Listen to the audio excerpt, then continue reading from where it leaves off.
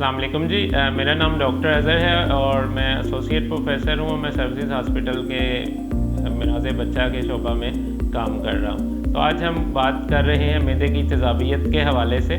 معدے کی تیزابیت بڑا اہم ٹاپک ہے اس لحاظ سے کہ نہ صرف بچے بلکہ بڑے بھی اس سے ایکولی متاثر ہوتے ہیں. اور میرا خیال ہے کہ پاکستان میں جو ہمارا کھانے کا سلسلہ ہے اور جو ہمارا لائف سٹائل ہے اس میں تقریباً تمام لوگ اس کو کسی نہ کسی سٹیج پہ زندگی کے ایکسپیرینس کرتے ہیں. تو ہم بات کرتے ہیں کہ معدے کی تیزابیت ہوتی کیا ہے. تو معدے کی تیزابیت اگر ہمارا وزن زیادہ ہے یا ہم کھانے میں تیل، چکنائی اور مرچوں کی زیادہ استعمال کر رہے ہیں تو ہمارا معدہ اس کے لیے جو ایسڈ پروڈیوس کرتا ہے وہ بہت زیادہ پروڈیوس کرنا شروع کر دیتا ہے، جس کی وجہ سے ہمیں اس کو عام زبان میں ہم کہتے ہیں کہ تیزابیت ہو گئی. بڑوں کے اندر یہ ہوتا ہے کہ جی کھٹے ڈکار آ رہے ہیں، بے چینی ہو رہی ہے، چھاتی میں ایسے جلن محسوس ہو رہی ہے یا معدے میں جلن محسوس ہو رہی ہے.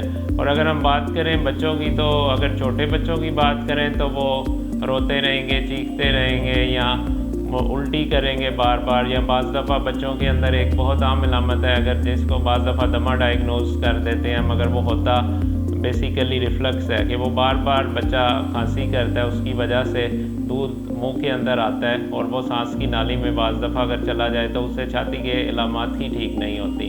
تو اس لیے تمام والدین کو، بڑوں کو اور ڈاکٹرز کے لیے بھی یہ ہے کہ اگر بچوں کے اندر کھانسی ٹھیک نہ ہو رہی ہو تو ریفلکس کو بھی یقیناً ذہن میں رکھیں. اور اگر یہ بہت زیادہ شدت اختیار کر جائے بچوں کے اندر، وہ خوراک ہضم نہ ہو تو بعض دفعہ پھر بچوں کی گروتھ اور نشو و نما بھی متاثر ہونے لگ جاتی ہے. تو اس لیے اس کو بر وقت اس کی تشخیص کرنا، اس کو سمجھنا کہ یہ ایک بیماری ہے اور اس کا علاج کرنا پراپر، یہ بہت ضروری ہے. تو اس کے علاج کے حوالے سے اگر ہم بات کریں تو پہلے جیسے ہم آج کل ساری دنیا کے اندر زور ہے کہ ہم نان فارماکولوجیکل یعنی کہ جنرل ٹریٹمنٹ میئرز کیا لے سکتے ہیں. تو اس میں ہم اس کو کہتے ہیں کہ لائف سٹائل ماڈیفیکیشن.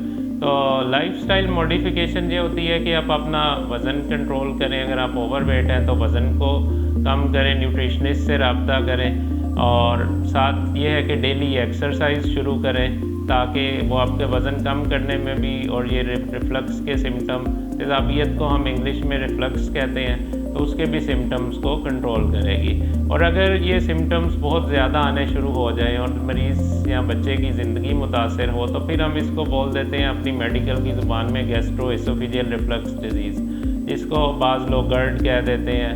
اردو کے اندر جیسے میں نے پہلے ذکر کیا کہ ہم اس کو تیزابیت کہتے ہیں. تو اس کو آپ نے سیریسلی لینا ہے. اپنی لائف سٹائل ماڈیفیکیشن میئرز جن کا میں نے ذکر کیا کہ وزن کنٹرول کرنا ہے، اور دوسرا جو اہم سب سے بات ہے کہ تیل، چکنائی اور مرچ کا استعمال اپنے کھانے کے اندر کم سے کم کرنا ہے. جب آپ کو علامات آ رہی ہوں یا ایون علامات نہیں بھی ہیں تو اگر آپ کم کریں گے تو آپ اس سے بچے رہیں گے.